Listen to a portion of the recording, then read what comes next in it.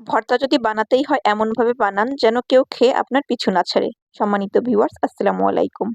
কেমন আছেন সবাই? আশা করছি যে যেখানে আছেন সবাই অনেক ভালো আছেন। আলহামদুলিল্লাহ আমরাও ভালো আছি। আজ আপনাদের সাথে একদম ইউনিক কালিজিরার ভর্তা রেসিপি শেয়ার করব। ইনশাআল্লাহ আপনাদের কাছে অনেক ভালো লাগবে। এভাবে কালিজিরার ভর্তা বানালে একটু তেতো লাগে না আর খেতে কিন্তু অনেক বেশি লোভনীয় হয়। আশা করছি আপনি যাকে একবার এই ভর্তাটা তৈরি করে খাওয়াবেন সে সারা জীবনেও এর স্বাদ ভুলতে পারবে না। ভর্তাটা বানানোর জন্য আমি প্রথমেই চুলায় একটা প্যান বসিয়ে তার ভিতরে কিছুটা তেল দিয়ে দিয়েছি। এখন তেলের ভিতরে বেশ খানিকটা পরিমাণে দিয়ে দিলাম আস্ত রসুনের কোয়া আর কিছু পেঁয়াজ কুচি। পেঁয়াজগুলোকে আমি একদম কুচি করে কাটিনি, একটু মোটা মোটা করে কুচি করে কেটে নিয়েছি। আর অল্প করে দিয়ে দিলাম একটু কাঁচামরিচ কুচি।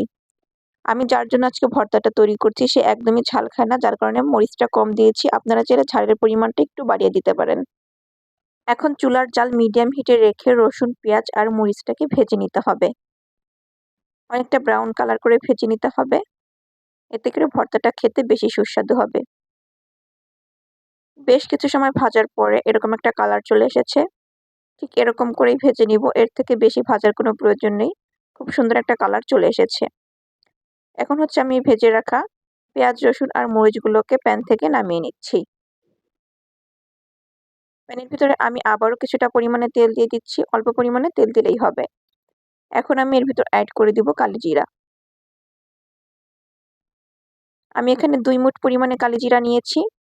আর কালিজিরাগুলোকে হচ্ছে আমি আগে থেকেই পরিষ্কার করে ধুয়ে তারপর হচ্ছে রোদে শুকিয়ে রেখে দিয়েছিলাম। এরকম শুকনা কালিজিরাই ব্যবহার করতে হবে। এখন কালিজিরাকে একদম লো হিটে রেখে ভেজে নিতে হবে। মিনিট খানেক ভাজলেই দেখা যাবে যে কালিজিরাগুলো ফুটতে শুরু করেছে। যখন সবগুলো কালিজিরা ফুটে যাবে তখন বুঝে নিতে হবে যে কালিজিরাগুলো ভাজা হয়ে গিয়েছে। ওই পর্যায়ে কালিজিরাগুলোকে হচ্ছে প্যান থেকে নামিয়ে নিতে হবে। এখন এই কালিজিরা, রসুন, পেঁয়াজ আর মরিচকে একসাথে শিলপাটায় বেটে নিতে হবে। আপনারা চাইলে কাজটাকে ব্লেন্ডার জারেও করতে পারেন, তবে আমি শিলপাটায় বেটে নিয়েছিলাম। যেকোনো ভর্তা কিন্তু শিলপাটায় বেটে নিলে খেতে বেশি টেস্টি হয়। আর এই পদ্ধতিতে একদিন কালিজিরা তৈরি করে কিন্তু বেশ কয়েকদিন খাওয়া যায়। খেতে কিন্তু অসম্ভব মজার। অবশ্যই আপনারা বাসায় একবার ট্রাই করে দেখবেন। মাশাআল্লাহ, আমার ভর্তাটা কিন্তু রেডি। এটা খেতে কিন্তু অনেক বেশি সুস্বাদু। আপনারা না খেলে তো বুঝতে পারবেন না, দেখে হয়তো বোঝা যাচ্ছে না। তারপরে আমি আপনাদেরকে ভর্তাটা একটু কাছ থেকে দেখিয়ে দিচ্ছি। আমার পরিবারের সবাই কিন্তু আমার এই ভর্তাটা অনেক বেশি পছন্দ করে। আমি এভাবে মাঝে মাঝেই ভর্তা তৈরি করে নেই। যদিও খুব সাধারণভাবে তৈরি করেছি, এটা খেতে কিন্তু জাস্ট অসাধারণ। আজকের ভিডিও আপনাদের কাছে কেমন লেগেছে অবশ্যই কিন্তু কমেন্ট করে জানাবেন। ভালো লাগলে লাইক, কমেন্ট, শেয়ার করে পাশে থাকবেন। সবার জন্য অনেক অনেক ভালোবাসা রইল। ধন্যবাদ সবাইকে।